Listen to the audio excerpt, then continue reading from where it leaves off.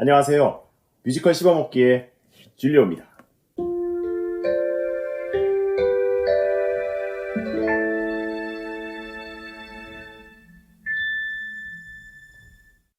네, 드디어 이제 20살을 성년이 되었습니다. 1795년에 앞에서 됐던 루소라는 가명으로 롤랑아메라고 하는 군대에 입대를 하게 돼요. 이 롤랑아메라고 하는 군대는 굉장히 특이한 군대예요. 바로 범죄자들로 이루어진 군대입니다. 여기서 자기가 12일 경기병 연대에 있었잖아요. 그래서 그 경력으로 경기병 병과의 중위로 임관을 하게 돼요. 그리고 곧 기병 대위로 진급을 하게 됩니다. 이때 이 브뤼셀에서 굉장히 돈이 많은 과부를 만나게 돼요. 아마 바람둥이였던 시절에 어떤 스킬들을 살려서 이 과부를 되게 매혹을 시켰던 것 같아요. 그런데 아까 말씀드린 대로 브뤼셀에서 사기를 치며 살았다 그랬잖아요. 그러니까 아마 이 과부의 돈을 뜯어내기 위해서 접근했던 것 같은데, 그래서 공모를 한 사람이 있었나 봐요. 그래서 그 사람한테 이 비도크가 이 프랑스 혁명을 피해서 달아나는 귀족이다 라고 신분을 거짓말을 이게 흘리게 합니다. 그래서 이 둘이 거의 결혼까지 할 뻔해요. 그런데 이 비도크가 무슨 심경의 변화가 있었는지 이 과부한테 사실은 내가 루소가 아니고 누구다 이렇게 자기 신분을 밝히게 돼요. 근데 이 과부가 비도크한테 많은 돈을 줘서 그래 그렇구나, 그럼 아이고 우리의 사랑은 이루어지지 못하지만 그래 그럼 너는 너라도 잘 살아라 이런 식으로 돈을 많이 줬던 것 같아요. 그래서 이 비도크는 브뤼셀을 떠나서 그 해 3월에 파리로 오게 돼요. 근데 와서 뭘 하겠어요? 이 과부가 준 돈을 흥청망청 그냥 거기 있는 여자들한테 다 써버리게 됩니다. 거기서 이제 프랑신 롱게라고 하는 여자를 만나서 사랑에 빠지게 되는데, 이 여자가 또 다른 군인하고 또 사랑에 빠지게 돼요. 그래서 이 비독이 또 화를 참지 못하고 또 가서 둘을 다 폭행을 하게 돼요. 여기서 또 체포가 돼서 아직은 루소라는 이름을 쓰고 있으니까, 그래서 그해 9월에 징역 3개월을 선고받고 릴이라고 하는 곳에 있는 생피에르 감옥에 수감이 됩니다. 여기서 비독은 절도 혐의로 6년형을 받고 들어온 세바스티앙 부아텔리라고 하는 청년을 만나게 돼요. 아마 이 청년이 후에 절도범으로 들어오게 된 장발장의 모티브를 제공하게 됩니다. 자, 그런데 이 세바스티앙 부아텔리라는 청년이 갑자기 석방이 되게 돼요. 근데 이 과정에서 비도크가 자기 수하처럼 아마 감옥에서 만든 그루아랑 에르보라고 하는 청년들하고 같이 문서를 위조를 해서 석방을 시켜준 거였어요. 이게 밝혀져서 비독은 3개월이 지났는데도 석방이 안 됩니다. 자, 이 비도크가 감옥에서 석방이 안 되니까 이때부터 아주 여러 번 탈옥을 시도하게 되는데, 그때 앞에 자기가 때렸던 프랑신 롱게라고 하는 여자의 도움을 여러 번 받습니다. 그런데 번번이 실패하고 다시 잡혀 들어오게 돼요. 한 번은 탈옥을 했는데 이 프랑신이 비독을 딱 찾아갔어요. 탈옥한 비독을 찾아갔는데 비도크가 다른 여자랑 있는 거예요. 얼마나 황당했겠어요. 그래서 비독이 놀라서 도망을 갔는데 경찰이 또 잡았는데 요번에 잡혔을 때는 살인 미수 혐의가 또 추가가 돼요. 이게 무슨 일일까요? 이 프랑신 롱게라는 여자가 비도크한테 너무 화가 나는 거예요. 그래서 자해를 했는데 그거를 경찰이 보고 살인 미수하고 도망간 줄 알고 살인 미수 혐의를 추가했던 겁니다. 자, 이 프랑신 롱게라는 여자와 이 비도크의 연락은 이 프랑신 롱게가 비도크의 탈옥을 도왔다라고 하는 혐의를 받고 6개월형을 선고받으면서 이제 둘이 완전히 끊어지게 돼요. 네, 그 다음해인 1796년 12월 27일에 비도크하고 앞에 말씀드린 에르보라고 하는 청년은 문서 위조 혐의로 8년 노역형을 선고받게 됩니다. 그래서 파리 남부에 있는 비세트르라고 하는 감옥에서 저기 프랑스 북부에 있는 브레스트라고 하는 항구로 이감이 되게 되는데, 이때 이 감옥에서 몇 개월 대기를 하게 되면서 프랑스의 격투무술, 여러분도 잘 모르시죠? 사바떼라고 하는 프랑스 격투무술이 있어요. 거기서 그걸 배우게 돼요.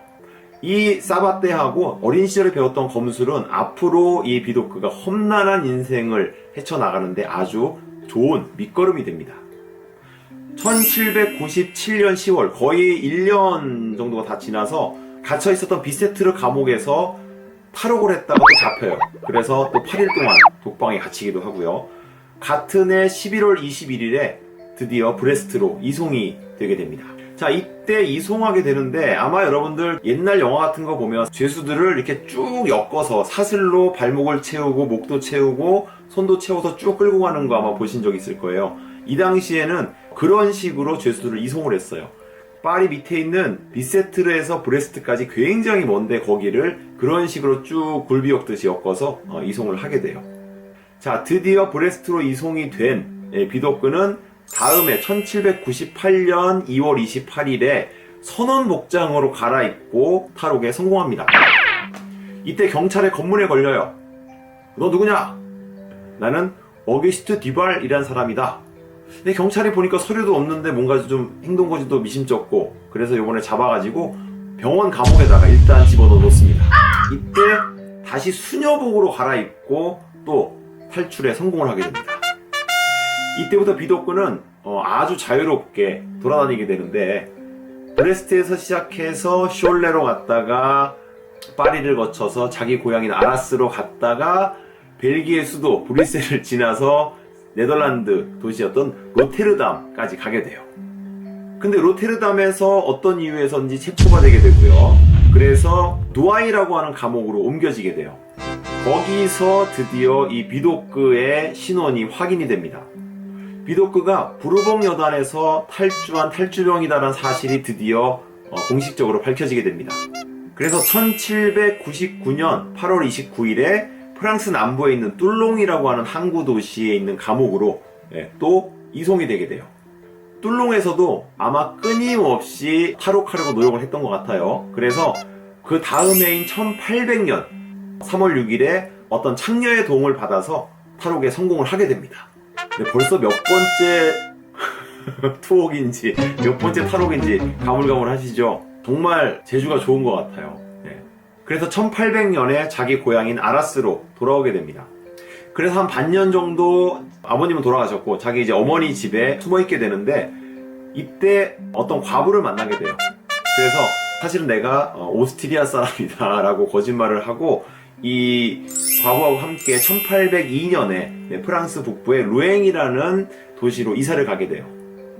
거기서 사업을 하면서 어느 정도 돈을 벌었다고 합니다. 그래서 어머니를 모시고 그 과부하고 이 루엥에 정착을 하게 돼요. 자, 근데 이 루엥에서 또다시 체포가 되게 됩니다.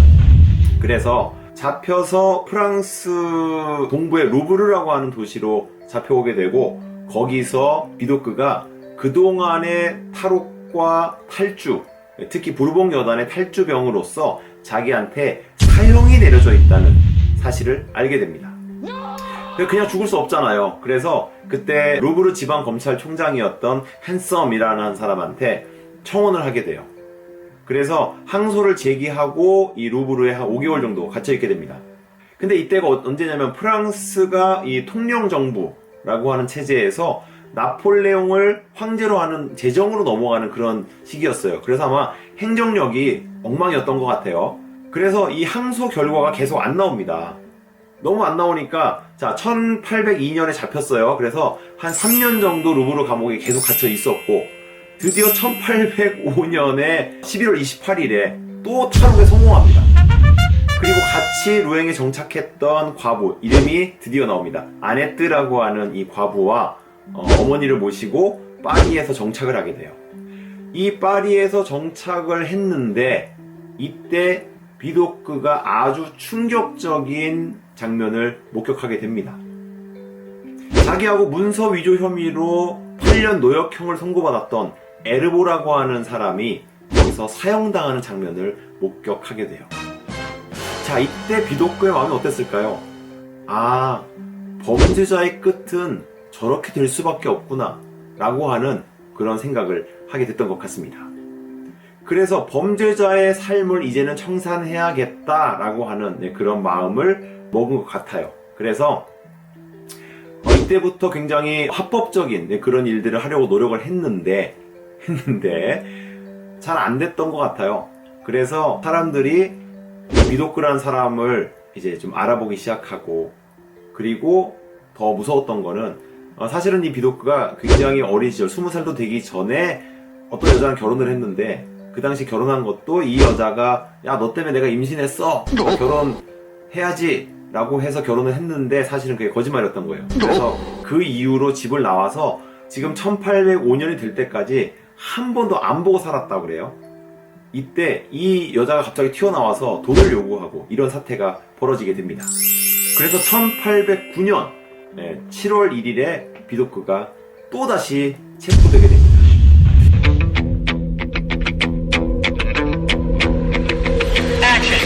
자, 지금부터 비도크 인생의 아주 결정적인 순간이 시작됩니다.